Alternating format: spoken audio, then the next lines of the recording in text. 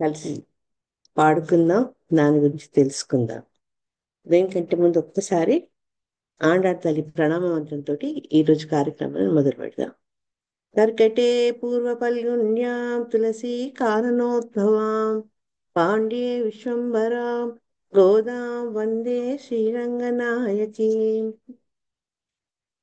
ఈరోజు మనం ఆరో పాఠంలో 5 రోజులుగా తిరుప్పావై పాఠశాలలో ఈ వ్రతానికి నాంది, దీన్ని శుద్ధ వ్రతం అని కూడా అంటారు, జరిగింది. గోదమ్మ తల్లి మిగిలిన గోపికలందరినీ ఈ వ్రతంలో పాల్గొనవలసిందిగా ఆహ్వానించారు. ఆ పల్లి పెద్దలకు ఏంటంటే ఇవన్నీ వీళ్ళు చేసే ప్రయత్నాలన్నీ వర్షం కురవడానికి చేసే ప్రయత్నాలు, కానీ గోపికలకు మాత్రం ఆ వ్రతఫలం అంటే స్వామితో సాన్నిహిత్యమే ఈ ఫలం. కానీ ఈ ఫలాన్ని కేవలం మన ప్రయత్నాల వల్ల పొందలేము. స్వామి యొక్క కరుణ కూడా కావాలి. స్వామి కరుణతోనే ఆయన పొందగలం మనం. క్లుప్తంగా ఈ 5 రోజులు పాఠశాలలో ఏం చర్చించామో నెమరు వేసుకుందాం. మొదటి పాఠంలో భగవంతునితో శాశ్వత సన్నిహితము, భగవంతునితో సాన్నిహిత్యం లభించాలన్న ఉత్కంఠతో కూడినటువంటి కోరిక, అది చాలా ఇంపార్టెంట్. తర్వాత దాన్ని పొందేందుకు చేసే సాధన యొక్క మార్గము, ఆ సాధన మార్గాన్ని మనకు చూపించి మన ముందుకు నడిపించేవాడు ఆ కృష్ణ భగవానుడి అనే ఒక తత్వం. రెండవ పాఠంలో ఏంటంటే మన ఆధ్యాత్మిక పరంగా మనకి మార్గదర్శకత్వం చేస్తుంది అనమాట. స్వామిని చేరాలి అంటే మనం ఏ విధులు పాటించాలి, ఏ నిషేధాలు పాటించాలి, అది మనకు ఈ పాఠం ద్వారా సూచింపబడుతుంది. అంతేగాక ఈ భక్తుల యొక్క జీవన శైలి సౌమ్యంగా ఆధ్యాత్మిక పరంగా మలుపుకునేందుకు మనకు సూచనలు ఇస్తుంది. మూడవ పాఠంలో ఆ వామనదేవుని యొక్క స్మరణ చేస్తూ స్వామి యొక్క దయా స్వభావాన్ని ప్రత్యేకంగా చెప్పుకోవడం జరుగుతుంది.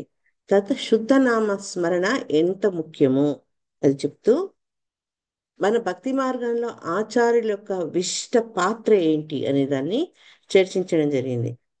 తర్వాత ఎప్పుడైతే మనము మంచి పనులు చేస్తామో దానివల్ల స్వప్రయోజనమే కాక సామాజిక పరంగా కూడా ప్రయోజనాలు జరుగుతాయి అనేది ఈ భాషణ ద్వారా తెలుసుకున్నాం.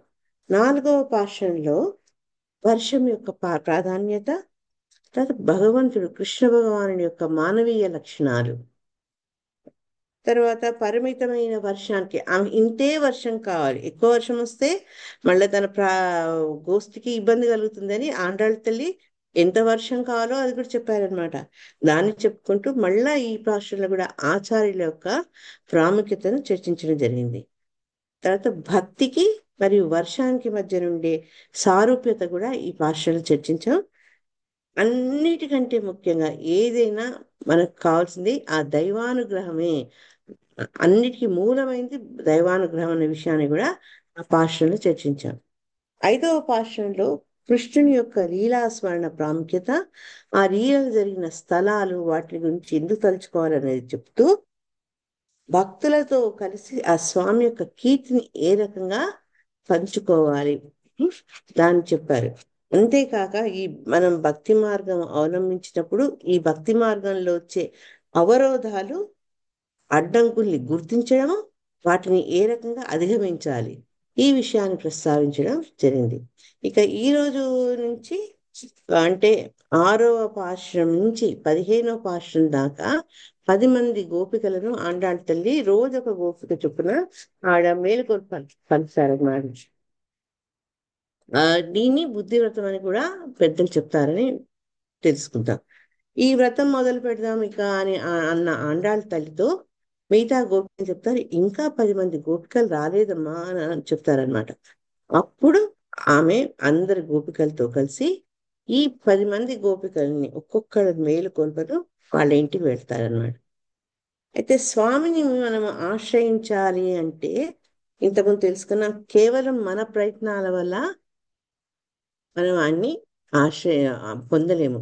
కానీ ఇంకొక సులభమైన మార్గం ఉంది. ఏంటంటే ఎవరైతే భగవద్ అనుగ్రహాన్ని పొందారో, తర్వాత భగవత్ అనుభవంతో నిష్ణాతులు ఎక్స్పర్ట్స్ అయ్యారో, వారిని ఆశ్రయించి వారి ద్వారా భగవంతుని చేరే ప్రయత్నం చేయాలి. ఎందుకంటే మనకు అన్నీ ఇచ్చేవాడు, మూలాధారం భగవంతుడే. కానీ ఆ స్వామి యొక్క ఔదార్యానికి మనల్ని యోగ్యులు చేసేది, మనల్ని యోగ్యులు చేసి ఆ భగవంతుడి దృష్టిలో వీడు యోగ్యుడు సుమా అని తెలియజేసేవాడు ఎవరంటే ఆచార్యుడు అనమాట. అందుకని శాస్త్రాలు ఏమంటాయంటే ఆచార్యుల్ని, అమ్మవారు లక్ష్మీదేవిని పురుషాకారం అని చెప్తారనమాట. ఈ రకంగా ఆ గోదాదేవి ఏంటంటే సాంప్రదాయపరంగా ఆచార్యులను అనుసరించి భగవంతుని చేరే ప్రయత్నంలో ఈ భగవత్ అనుభూతి చెందినటువంటి ఎక్స్పర్ట్స్, నిష్ణాతులైన ఈ 10 మంది గోపికలను మేలుకొల్పి వారిని ముందుంచి తద్వారా భగవంతుని చేరాలి అనే ప్రయత్నాన్ని చేయడం మనం చూడబోతుంటాం అన్నమాట.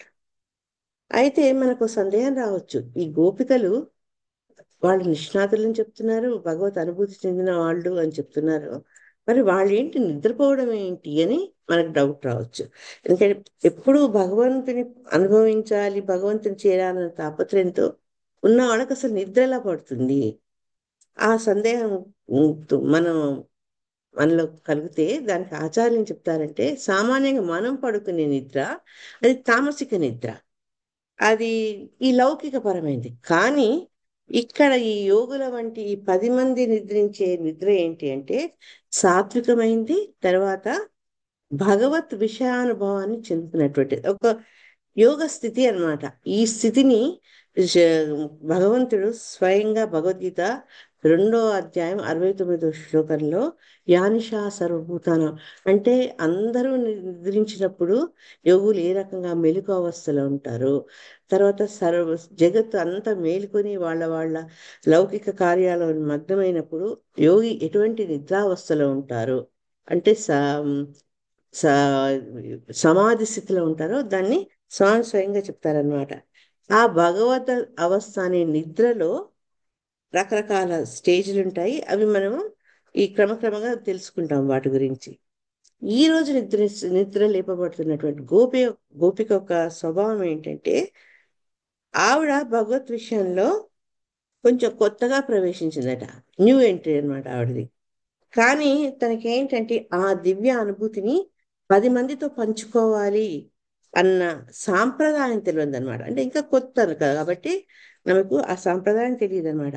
సామాన్యంగా ఏంటంటే మనం భగవత్ అనుభూతి పొందితే లేకుంటే భగవత్ అనుభూతి పొందాలనుకుంటే ఆ మార్గంలో మనం కాదు, మనం ఎంత ఒక 10 మంది అన్న వెంట చేర్చుకొని ముందుకు సాగాలి. అప్పుడే ఏంటంటే మన ఈ ప్రయాణము, ఈ ప్రయత్నము సులభమవుతుంది, అది సఫలమవుతుంది అనమాట. ఆ భగవద్గీతలో చెప్తారు ఎందుకు ఈ భక్తుల సాంగత్యం ఎంత ఇంపార్టెంట్ అంటే ఆ భక్తులు ఎలా ఉంటారు అనేది కూడా ఆయన 10వ అధ్యాయంలో మచ్చిత్త మద్గత ప్రాణం అదేంటి కథయంతస్య ఏంటో సారీ మచ్చిత్త మద్గత ప్రాణ బోధయంత పరస్పరం కథయంతస్య మామిత్యం తుష్యంతి చారం చారమంతి అని అందించారు. చెప్పారు. కాబట్టి అందరు కలిసి ఆ స్వామి యొక్క కీర్తిని తలుచుకుంటూ ముందుకు సాగితే ఆ ప్రయాణం చాలా అద్భుతంగా ఉంటుందన్నమాట.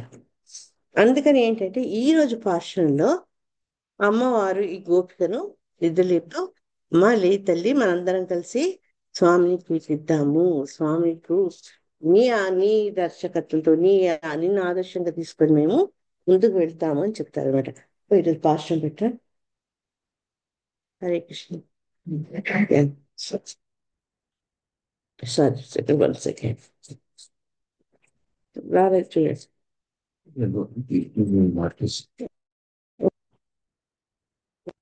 புள்ளும் சிலம்பினகான் புல்லரையன் கோயிலில் வெள்ளே விழிசெங்கன் பேரிரவும் கேட்டிலையோ பிள்ளாய் பேள்ளச்சகடம் களக்கரியக்காழூச்சி துயரம் ரந்த வித்தினை உள்ளத்த கொண்டு முய்வர்களும் அறிகின்ற உள்ளம் புகுந்து குளிர்ந்தேலோரெம்பாவாய். దీన్ని అర్థం చూసుకుంటే ఆత్రేయ గారు తెలుగులో ఏం చెప్పారంటే దాని గురించి తీసుకో.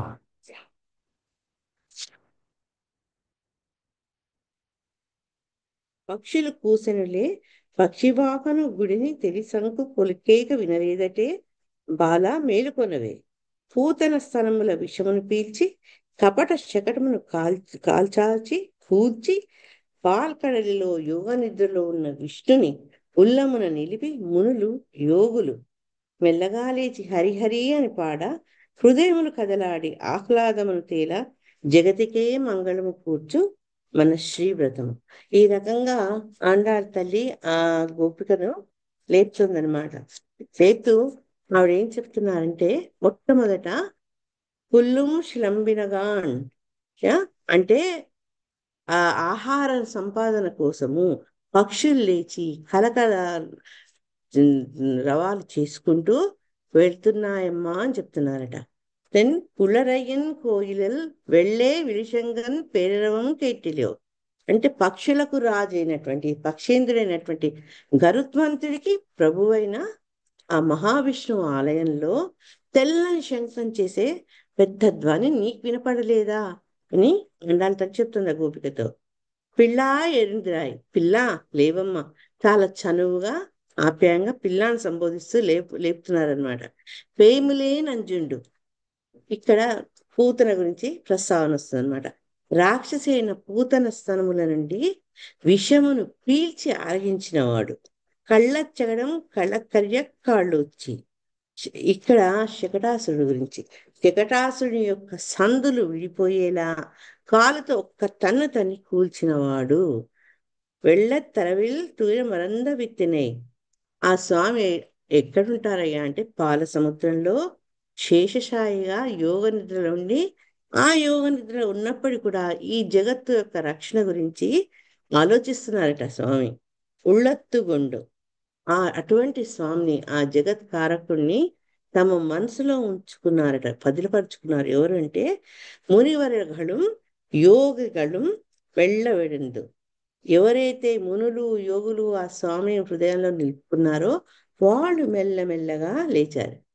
లేచి ఏం చేశారు అంటే అడియండ్ర పేరవం ఉళ్ళం పొగుంతు కుళిండేలో రెంబావాయ్ హరినామాన్ని హరి హరి హరి అంటూ అంటే హరి అంటే హరించువాడు అటువంటి స్వామిని మరలా మరలా కీర్తిస్తూ చేసిన ధ్వని మా శరీరంలో ప్రవేశించి తాపంతో మండుతున్న మా హృదయాలను చల్లపరిచింది అని చెప్తూ నీవు కూడా లేచి రావమ్మా అని గోధుమ ఇక్కడ ఈ గోపికను పిలుస్తున్నారనమాట.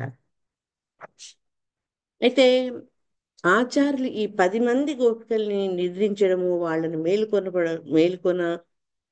మేలుకొనేందుకు చేసే ప్రయత్నాలను వాటి అంతరార్థం అని చెప్తారనమాట. ఏంటి అంటే సామాన్యంగా అన్ని విష్ణు ఆలయాల్లో స్వామి యొక్క మూర్తి కాక వారి దేవేర్లు కాక భగవంతుడి యొక్క విశిష్ట భక్తులైనటువంటి ముఖ్యమైన 10 ఆళ్వార్ల మూర్తులు కూడా ప్రతిష్ఠింపబడతారనమాట. ఆళ్వార్లు లేని ఆలయము దివ్యదేశం కాదు అని పెద్దల భావన. నాకు ఇంకా బాగా గుర్తుంది, మా ఊర్లో ఆళ్వార్లు ప్రతిష్టాపన చేయలేదని డియర్ గారు ఊరికి రాలేదు, మా గుడికి రాలేదు. తర్వాత ఆళ్వార్లను ప్రతిష్ఠించినాక అజయం గారు మా ఊరికి విచ్చేశారనమాట. అంటే ఆళ్వార్లు విష్ణు ఆలయాల్లో ఉండడం అంత ఇంపార్టెంట్ అనమాట. అయితే మనం కోవిల్లో ప్రవేశించినాక ముందు ఆచార్యులను ఆ తర్వాత అమ్మవార్లను దర్శించుకొని ఆ తర్వాతే స్వామి దర్శనానికి వెళ్ళడం సాంప్రదాయం అన్నమాట. ఆ 10 మంది విశిష్ట భక్తులను సేవించి వాళ్ళ కటాక్షం మన మీద పడితే తద్వారా స్వామి యొక్క కృపకు నోచుకోవడం ఆ ఆ దాన్ని చూపించేదే ఈ 10 మంది గోపికల్ని లేపడం అనమాట. సో గోధుమ వారు కూడా ఈ సాంప్రదాయాన్ని అనుసరిస్తూ గోపికలు లేదా ఆళ్వార్లను లేపి వాళ్ళ ఆనంద అనుభవాన్ని పంచుకొని తాము కూడా ఆనందించే ప్రయత్నం చేస్తున్నారనమాట. వాళ్ళ ద్వారా వెళ్ళి ఈ భగవత్ అనుభూతి పొందాలన్న ప్రక్రియను ఆమె చేస్తున్నారు. కానీ ఆచార్యుల సేవ అంత సులభం కాదు. అంటే దానికి కావాల్సినటువంటి అర్హత ఏంటంటే మనలో శమము దమము ఈ రెండు కూడా ఉండాలి. శమం అంటే బాహ్యేంద్రియ నిగ్రహము, దమం అంటే అంతరింద్రియ నిగ్రహం. ఈ రెండు మనకు ఉండాల్సినటువంటి అర్హతలు. అవి ఎలా వస్తాయి, దాన్ని ఎలా సాధించగలమంటే కేవలము భక్తుల సాంగత్యంతోనే దాన్ని మనము సాధించగలము. ఈ 10 మంది గోపికలు ఎవరైతే పరస్పర సహచర్యంతో ఇటువంటి శమము దమము గుణాలను కలిగినటువంటి ఈ గోపికలతో వాళ్ళు మేలుకొనబడుతున్నారనమాట. బయటికి చూసేందుకు మనకి పాఠం చాలా అందంగా ఆ సులభంగా అనిపిస్తుంది. ఏముంది, పక్షులు కూస్తున్నాయి, విష్ణు ఆలయంలో శంఖధ్వని వినిపిస్తోంది. తర్వాత పూతనను శకటాసుని వధించినటువంటి స్వామిని తెలుసు యోగులుమును లేచారు, వాడు హరిద్రామాన్ని ఉచ్చరిస్తున్నారు. ఇంతే. కానీ ఆండాళ్ తల్లి మనోగతాన్ని ఆచార్యుల పరంగా మనం అర్థం చేసుకుంటే మనం ఇంకా దాన్ని ఇంకా లోతుగా దర్శించుకోవచ్చు అనమాట. ఇందులో మొట్టమొదట ప్రస్తావన వచ్చినటువంటి పక్షులు ఎవరంటే ఆళ్వార్లు అనమాట. వాళ్ళు మనకు భగవంతుడికి సంబంధించినటువంటి ఆస్తి జ్ఞానాన్ని అందిస్తారు. ఈ ఎట్లయితే పక్షులకు 2 రెక్కలు అని చెప్తున్నామో 2 రెక్కలు ఏంటి అంటే ఆచార్యులకు ఉన్నటువంటి జ్ఞానము, అనుష్ఠానం అంటే ఆచరణ. వాళ్ళకి తెలిసిన విషయాన్ని కూడా వాళ్ళు ఆచార ప్రచారం చెప్తాం కదా మన దగ్గర, విచార్ ఆచార ప్రచారం. సో వాళ్ళకి తెలిసిన జ్ఞానాన్ని వాళ్ళు ఆచరణలో పెట్టి తద్వారా వాళ్ళు పొందినటువంటి అనుభూతిని మనకు అందజేస్తారనమాట. ఈ ఉపమానం ద్వారా మనకు పక్షుల్ని ఆచారణ పోలుస్తూ పక్షులు ఏ రకంగా గగనంలో విహరిస్తారో ఈ ఆచార్యులు కూడా వాళ్ళ యొక్క జ్ఞానంతో ఆ పరబ్రహ్మం అనే ఆకాశంలో వాళ్ళు విహరిస్తారని చెప్పడం జరిగింది. అయితే ఈ విష్ణు ఆలయాల్లో ధ్వని గురించి విన్నాం మనం. ఆలయాల్లో ధ్వని ఎలా ఉంది, పెద్దగా ఉంది. పెద్దగా ఉండి ఎందుకు ఆ ధ్వని వినిపిస్తుంది అంటే రాండయ్య ఆలయం తెచ్చారు, స్వామి సేవ చేసుకుందాము అంటూ పిలుపుకు నిదర్శనంగా ఈ శంఖధ్వని వినిపిస్తుంది అనమాట. తెల్లని శంఖము అంటే ఆ వేకువ ఉదయ సమయాన్ని సూచిస్తుంది. అంతేగాక ఆచార్యులు ఏం చెప్పారంటే ఈ శంఖం యొక్క ధ్వని ప్రణవం అంటే ఓంకారము అని మనకు తెలియజేస్తున్నారు అనమాట. మూడవ లైన్లోకి వచ్చేటప్పటికి పూతన యొక్క ప్రస్తావన వస్తుంది. పూతన భగవంతునికి అపకారం తలపెట్టే దురుద్దేశంతో వచ్చిన అక్కడ ఆచార్యులు పూతనను ప్రకృతితోటి పోలుస్తారనమాట. తను మనకు తల్లిలాగా వచ్చినప్పటికీ నిజమైన తల్లి అంటే ఎవరు అంటే యశోదామాత. అంటే యశోదాను మనకు ముందు ముందు పాఠశాల కూడా చెప్తారు, మంత్రం అని చెప్తారు. ఆ మంత్రమే మన ఆత్మను పోషిస్తుంది. అంటే బాహ్యంగా కాకుండా అంతర్గతంగా మన ఆత్మను పోషించేది మంత్రం. కాబట్టి ఆ మంత్రాన్ని ఇచ్చినటువంటి తల్లి నిజమైన తల్లి యశోద అని చెప్తారు. ఈ ప్రకృతి అనబడే ఈ పూతన ఏంటంటే అహంకార మమకారాలను స్తనముల ద్వారా మనకు విషయ భోగాలనే భావనలు మనకు విషంలాగా మనకి ఇస్తుందట. అంటే పూతన ఏ రకంగా పాలిస్తుందో అదే రకంగా ఈ ప్రకృతి అనేబడే పూతన మనకు అహంకార మమకారాలు ఇచ్చి తద్వారా విషయభోగం అనే ఒక మన గుణాన్ని పెంపొందిస్తుంది అనమాట. అది మనకు ఆపద కలిగిస్తుంది కానీ ఎటువంటి ఉపయోగం లేదు. ఎందుకంటే పూత నా అర్థం ఏంటంటే పూత నా పవిత్రం కానిది. అంటే ఇది మన భగవంతుని చేరేందుకు మనకు ఉపయోగం కలగదనమాట. అన్ని తెలిసినప్పుడు కూడా స్వామి ఎప్పుడైతే పూతన తనకు పాలిచ్చేందుకు వస్తుందో ఆమెను తల్లి భావనతో తను చేరినందుకు మాతృస్థానం ధామ ప్రాప్తి కలిగిస్తారనమాట. అది భగవంతుని యొక్క అపార కరుణ. ఆ విషయాన్ని శుకదేవ గోస్వామి తలుచుకుంటారు. అది అంటే మనకు 3వ స్కందంలో 2వ అధ్యాయంలో 23వ శ్లోకంలో వస్తుంది. చాలా చక్కటి శ్లోకము. ఇక్కడ పూతనపై కరుణ చూపించినటువంటి స్వామి యొక్క కరుణా స్వభావాన్ని చూసి శుకదేవ గోస్వామి ఆశ్చర్యపోతారనమాట. ఆ శ్లోకం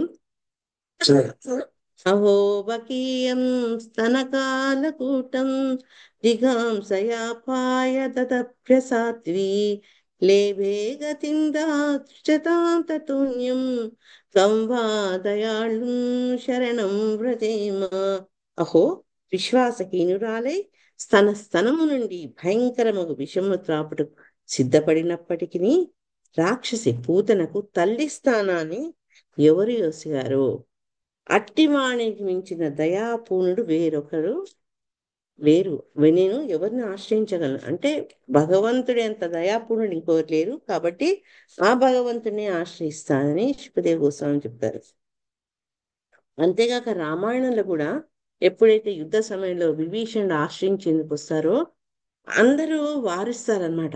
ఇది ఏదన్నా ఒక స్ట్రాటజీ అయిండొచ్చు, ప్లాన్ తోటి వచ్చి నీకు అపకారం తలబెట్టేందుకు విభీషణుడు రావణుడి తరపున వచ్చాడేమో అని అక్కడ వారిస్తారనమాట ఆయన మిత్రుడు సహచరులు. కానీ రామచంద్రుల వారు ఏమంటారంటే కపట బుద్ధితో అయినా మిత్రునిగా దరిచేతే అతన్ని అక్కున చేర్చుకుంటాను అని ఆయన ఎంతో కరుణతో చెప్తారట. మిత్రభావేన సంప్రాప్తం నా త్యజేయం కదంచన. ఈ రకంగా భగవంతుని దయాగుణము మనం ఎప్పుడు స్మరిస్తూ ఆ స్వామిని ఆశ్రయించాలి. పూతన యొక్క వధఘట్టం మనకు శ్రీమద్ భాగవతంలో దశమ స్కందంలో 6వ అధ్యాయంలో ప్రస్తావించడం జరుగుతుంది అనమాట. ఇక శకటాసుర వధ గురించి చర్చించుకోవాలి అంటే స్వామి ఒక్క టన్నుతో ఆ అసురుని సందులు వీడి పడిపోయాయట. అది మనకు భాగవతంలో 10వ స్కందంలో 7వ అధ్యాయంలో శకటాసుర వధ గురించి ప్రస్తావన జరుగుతుందన్నమాట. అమ్మ యశోద ఆమె బాలకుణ్ణి రక్షించాలి అని ఆ రక్షణ కోసం ఆమె ఏం చేశారంటే బండి కింద బాలు నుంచి తన పని చూసుకునేందుకు వెళ్తారు. ఎవరైతే రక్షకుడు ఉండాలో, రక్షకుడిగా పని చేయాలో అతనే భక్షకుడిగా మారి భగవంతుడికి అపాయం కలిగించబోతాడు అనమాట. ఇప్పుడు ఎవరు కాపాడారే అంటే స్వామి యొక్క కాలు ఆయన్ని కాపాడిందట. అంటే ఒక కాలుతో ఒక తనేటప్పటికీ చక్రాసురుడి యొక్క వధ జరిగిపోతుంది కదా. ఎవరి పాద పద్మాల వల్ల సకల జీవులు కాపాడబడతారో అటువంటి ఆ పాద పద్మమే స్వామిని కాపాడింది అని చెప్తారనమాట. చెప్తూ ఈ శకటాన్ని ఆచార్యులు మన దేహంతో పోలుస్తారు. దేహంతో పోల్చి ఆ శకటానికి ఉండే చక్రాలను మన పాప పుణ్య కర్మలని చెప్పారనమాట. ఎప్పుడైతే మనలో అసుర భావనలు పెరిగి మన జీవన విధానం ప్రవర్తన ఉంటుందో అప్పుడు మనకు ఆ భగవంతుని యొక్క పాదాలు కనుక తగిలితే, పాదాలని ఆశ్రయిస్తే చాలు మనలో ఉండే ఈ 2 చక్రాలు విరిగి అంటే పాప పుణ్య కర్మలు అనే చక్రాలు వెళ్ళి మనకు భగవంతుని సాన్నిధ్యం మనకు లభిస్తుంది, భగవంతుని కరుణ లభిస్తుంది అనమాట. ఈ రకంగా మునులు యోగులు ఏం చేశారంటే అటువంటి కరుణామయుడైనటువంటి ఆ గొప్ప స్వామిని సంకీర్తన చేస్తున్నారనమాట. చేస్తూ ఉంటే ఆ ఆ ధ్వనులకు కూడా వీళ్ళు ఆనందిస్తూ వాళ్ళలో ఉన్న తాపాన్ని పోగొట్టుకొని మనసు ఉల్లాసవంతంగా అయి అమ్మ మేమందరం ఇటువంటి స్థితిలో ఉన్నాము, నీవు కూడా లేచి మాతో కలవమ్మా అని ఇక్కడ గోపికను మేలుకొల్పుతున్నారు. ఇంకొంచెం మనం తెలుసుకునే ప్రయత్నం చేస్తే మునులు యోగులు వాళ్ళకు భేదం ఏంటి అని అనుమానం మనకు రావచ్చు. దానికి మనకు ఆచార్యులు ఏం చెప్తారంటే మునులు అంటే మానసిక సేవ చేసేవారు. వాటికి ఉదాహరణ భరతుడు రాముడికి దూరంగా ఉన్నప్పటికీ రాముడిని చింతిస్తూ రాముల వారి యొక్క రాయబారిగా, రాముని వారి యొక్క ప్రతినిధిగా ఆయన రాజపాలన బాధ్యత చేశారు, బాధ్యత నిర్వహించారు. అదే రకంగా యోగులు ఏంటి అంటే వాళ్ళు భగవంతుని ప్రత్యక్షంగా సేవన చేసుకుంటారు. దానికి మనకు చక్కటి ఉదాహరణ లక్ష్మణస్వామి. అన్నిటినీ వదిలేసి రాముని యొక్క సేవనే తన జీవితంగా పెట్టుకొని అన్న వెంబడి అడవులో పట్టి వెళ్ళిపోతారనమాట. సో ఇక్కడ యోగులు మునులు అంటే మనకు ఒక చక్కటి ఉదాహరణ ఉపమానం లక్ష్మణుడు భరతుడి ద్వారా మనకు పొందొచ్చు. అయితే ఇదే ఎక్స్ప్లెనేషన్ ని కొంతమంది వైష్ణవాచారులు చాలా చక్కగా అంటే ఒక హాస్యపరంగా చెప్పారు. ఎందుకు హాస్యపరంగా చెప్పారు? ఇంత సీరియస్ విషయాన్ని ఎందుకు ఆ జోకుల ద్వారా లేకుంటే హాస్యం ద్వారా పలుచ చేశారు అని డౌట్ రావచ్చు. కొన్నిసార్లు ఏంటంటే ఒక ఏ రకంగా అయితే హోమియోపతి మందులో చాలా ఆ, మంచి ఏ, పనిచేసే మందుని పైన చక్కెర గుళికలో పెట్టి మనకు ఆ ఈ ఈ చాలా ఆనందంగా స్వీకరించే ప్రయత్నాలు చేస్తారు. అదే రకంగా ఆచార్యులు ఏంటంటే కొన్నిసార్లు చాలా సులభంగా చిన్న చిన్న జోకుల ద్వారా హాస్య భావంతో చెప్తారనమాట. అటువంటి ఒక వైష్ణవాచార్యులు ఏం చెప్పారు అంటే, ఎప్పుడైతే ఈ గోపికలు గోదాతల్లి పోయి ఆ గోపికను లేపుతుందో, ఆవిడ తెల్లారింది అనే సూచనతో వీడు చెప్పిన మూడు విషయాలను ప్రశ్నిస్తుంది. మూడు విషయాలు ఏం చెప్పారు? మొట్టమొదట, పక్షులు లేచి కలకలా రావం చేస్తూ ఆహారం కోసం వెళ్ళాయమ్మా, అది మొదటిది. ఆ ధ్వని, తర్వాత దాని ఆ ధ్వనికి గుర్తు ఏంటంటే తెల్లవారిందని. రెండోది ఏంటి? ఆలయంలో గుడి తలుపులు తెచ్చారు, శంఖారావంతో మనల్ని ఆహ్వానిస్తున్నారని చెప్పారు. అది ఆ ధ్వని మనకేం సూచిస్తుంది? తెల్లవారింది అని సూచిస్తుంది. కానీ దాన్ని ఆవిడ ఒప్పుకోలేదు. మూడోది ఏంటి అంటే మునులు ఋషుల గురించి చెప్తారనమాట. అప్పటికి కొంచెం ఆవిడ కన్విన్స్ అవుతారట. మొట్టమొదట ఎప్పుడైతే గోధుమ తల్లి గోపికలు చెప్పారు పక్షులు లేస్తున్నాయమ్మా, పక్షులకైతే అలారం అక్కర్లేదు. ఉమ్, నేనైతే అలారం పెట్టుకోవాలి, అలారం పెట్టుకున్నా కూడా ఏంటి ఎంబడి లేవు మనం, కొంత బద్దకి చీటు కూడా దొరుకుతుంటాం. కానీ పక్షులకు అలారం అక్కర్లేదు, అవి లేచి అవి మనందరినీ లేపుతాయి అన్నమాట. అటువంటి పక్షుల రుదను వాటి కలకల రావాన్ని ఆవిడ కుట్టిపారేసింది గోపిక. ఎందుకంటే ఈ నందగ్రామంలో 5 లక్షల ఇళ్ళున్నాయట. ప్రతి ఇంటి నుంచి ఒక యువతి, అంటే 5 లక్షల గోపికలు వచ్చారట. వీళ్ళంతా పొద్దున్నే లేచి వెళ్తూ మాట్లాడుతుంటే నిశ్శబ్దంగా వెళ్ళారు కదా, మన ఆడవాడ స్వభావం మాట్లాడకుండా ఉండలేవు. అటువంటిది 5 లక్షల మంది కన్యలు వెళ్తూ ఉంటే ఆ చప్పుళ్ళకట పక్షులు నిద్ర లేచిపోయాయి. నిద్ర లేచిపోయి అవి కూడా ధ్వని చేయడం మొదలుపెట్టాయి. కాబట్టి ఇది తెల్లవారిన దానికి గుర్తు కాదు, మీరందరూ చేసినటువంటి ఈ సందడికి అది లేచాయి అని చెప్తుందన్నమాట.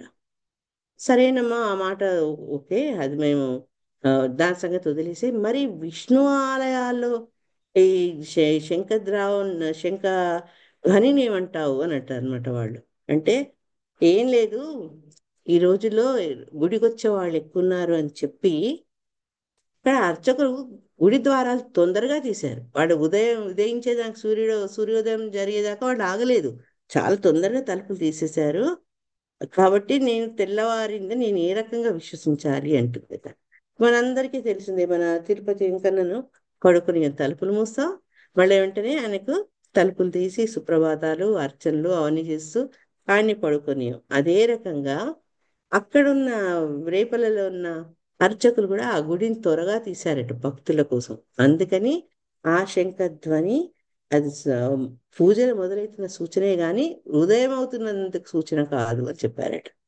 మరి ఈ యోగులు తర్వాత మునులు వాళ్ళు ఈ భగవద్నామాన్ని సంకీర్తన చేస్తున్నారు కదా, మరి వీళ్ళు అసలు ఎందుకు వచ్చారు రేపలలో? యోగులు మునులు వీళ్ళంతా తపస్సు చేసుకుంటూ ధ్యానిస్తూ అడవుల్లో ఉండాలి, వీళ్ళెందుకు ఇక్కడికి వచ్చారయ్యా అంటే, వాళ్ళు భగవంతుడి గురించి తెలుసుకున్న వాళ్ళు కాబట్టి, భగవద్ దర్శనాన్ని తపిస్తున్న వాళ్ళు కాబట్టి భగవంతుడిని చూసేందుకు వచ్చారనమాట. ఆయన లీలల గురించి వింటున్న వాళ్ళు కాబట్టి తమ ప్రత్యక్షంగా చూడాలి ఆ స్వామిని వస్తారు. కానీ ఆయన పొద్దున లేస్తే సాయంత్రం దాకా పశువులు మేపుకుంటూ అడవిలోకి వెళ్ళిపోతారు. అందుకని ఆయన దర్శనం కనుల నిండుగా చూడాలి అంటే ఎప్పుడైతే స్వామి సాయంత్రం కాగానే తిరిగి వస్తారో, వచ్చి ఆ గోవులను గోశాలలో మళ్ళా వాటికి తాడు వేసి రక్షణ కల్పిస్తుంటారు. ఆ సమయంలో వాళ్ళు చూస్తారట స్వామిని. కళ్ళార చూసి అన్ని మనసులో నింపుకుంటారు. నింపుకున్న వాళ్ళు ఏంటంటే లేస్తే భగవంతుడికి ఎక్కడ డిస్టర్బ్ అవుతుందేమో అని చాలా మెల్లగా లేచి హరి హరి అని భగవంతుడు చేసిన ఈ లీలలన్నీ తలుచుకుంటూ ఉంటారట. అందుకని అది ఆ మధురమైన ధ్వని ఇంతమంది మునులు కాబట్టి అది మనకు ఒక పెద్ద ఘోషగా, పెద్ద చప్పుడుగా వినిపిస్తుంది. దానితోటి మిగతా పడుకున్నవాడు కూడా లేచారు. ఆ విషయంలో ఆవిడ కొంచెం కన్విన్స్ అయ్యారు అనమాట. ఎందుకు ఇంత స్పష్టంగా చెప్పాల్సి వస్తుంది ఈ ధ్వనులు అనేది మనకు రేపు వచ్చే పాఠంలో కూడా మళ్ళా ఆ శ్రవణానికి ఈ ధ్వనులకు ఈ పక్షులకు సంబంధించినటువంటి ప్రస్తావన రేపు కూడా వస్తుంది. సో మనం ఆ, రేపు వచ్చే పాఠం కోసం ఎదురు చూస్తూ ఈరోజు పాఠాన్ని మళ్ళీ ఒకసారి మననం చేసుకుంటూ సెలవు తీసుకుందాం.